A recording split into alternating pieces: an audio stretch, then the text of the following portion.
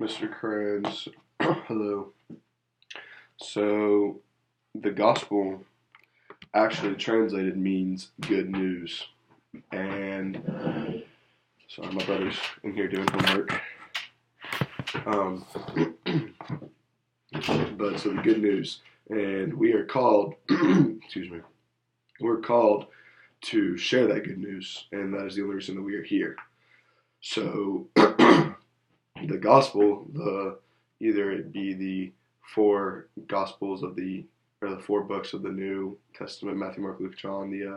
If that's what the gospel is to you, the story of Jesus, then we are called to tell the story of Jesus, which is him being alive for 33 years, his ministry only being 3 years of him teaching and preaching and having miracles.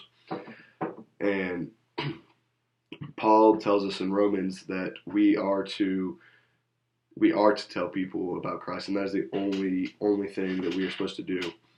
And there's no excuses for not doing it, because we have different types of revelation, whether it be general or specific revelation. And remember, we talked about in your class one time that even if you're in Africa somewhere, that you're gonna have general revelation, and you don't have an excuse to not know about Jesus Christ, because you're born and then you see all of his miracles every day. You get to wake up every single day. But the gospel, being able to tell others about Christ is the gospel to me. That's what we're called to do. We're at Mount Perrin every day, where we hear about the gospel. We see the gospel every day, but that some people take it for granted just strictly because we're so used to it. Some people think they have it shoved down our throats.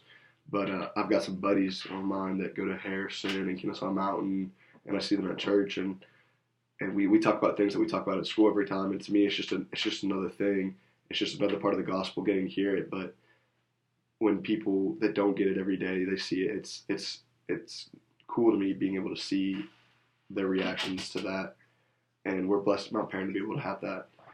But one of the cooler things that's happened to me, like including the gospel and telling people about the gospel, was I was with my dad and my brother and some of my dad's friends in Atlanta a couple years ago, and we were walking around downtown, and we had chicken biscuits, and we were giving them out to homeless people. War Eagle, Jared. And we were giving them out to homeless people. And one guy asked out of the blue why we were doing this. And that gave my dad the opportunity to tell this man about Jesus Christ and the gospel and why he is doing what he's doing. And to me, that was just incredible. And so I was looking through my dad's cards, because he asked me to get something for him on his desk.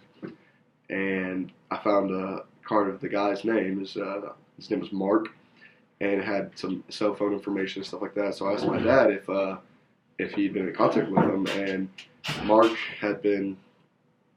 He after his talk with my dad, he converted to Christianity, and he got a job as a bus driver. He picked his life up. He stopped drinking, and to me that was incredible, being able to see what we can do with the gospel.